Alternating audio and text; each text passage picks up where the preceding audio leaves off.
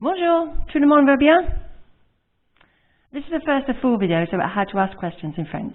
Today we'll look at the simplest forms, which should allow you to ask for what you want or what you need to know in easy to form sentences. So let's have a look. Non, n'est-ce pas? These can be used at the end of a sentence when you're pretty sure the answer is yes. It's just a way of confirming what you think is actually true. Listen to these 2 examples. First, I'm going to say them in the statement form, and then in a question form. Tu vas partir ce soir? Tu vas partir ce soir, non? So as you just heard, to emphasise that it is a question, I've raised my voice for the word non. Tu vas partir ce soir, non? And now example using n'est-ce pas. N'est-ce pas probably can be translated as isn't it? Il doit de l'argent? Il doit de l'argent, n'est-ce pas? Again, you can hear I've raised my voice at the end of the sentence. Il doit de l'argent, n'est-ce pas? Est-ce que? This can be used when you're asking a question that requires a yes or no answer. Est-ce que tu pars ce soir? Est-ce que tu pars ce soir? Est-ce qu'il doit de l'argent? Est-ce qu'il doit de l'argent? As you can see here, as il starts with a vowel, the E from que has been removed and an apostrophe put in its place. Raising your voice. As we saw earlier, you can use your voice to indicate a question. In this case, just take a normal sentence and raise your voice in the last word.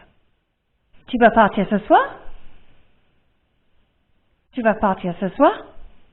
Il doit de l'argent? Il doit de l'argent?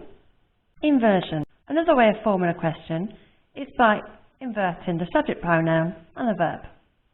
It is usually used in formal situations, and you'll quite often see it in correspondence.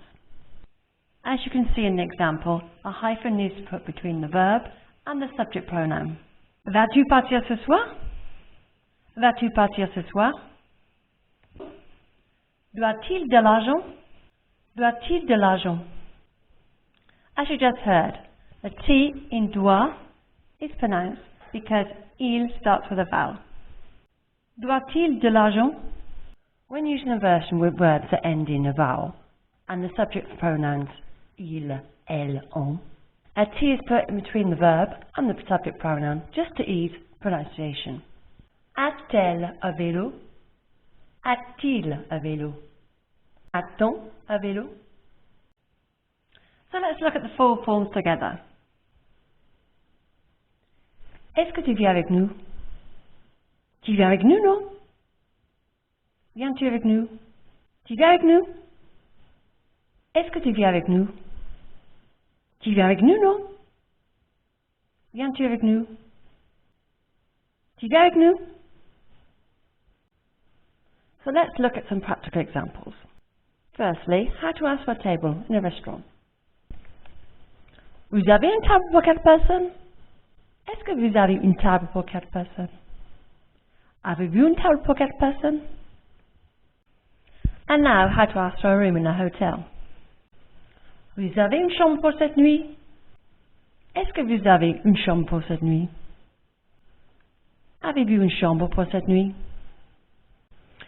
And to finish, let's ask for potatoes. Est-ce que vous avez des pommes de terre? Vous avez les pommes de terre? Avez-vous des pommes de terre? Vous avez des pommes de terre, non? So that's the end of the first video on how to ask questions in French.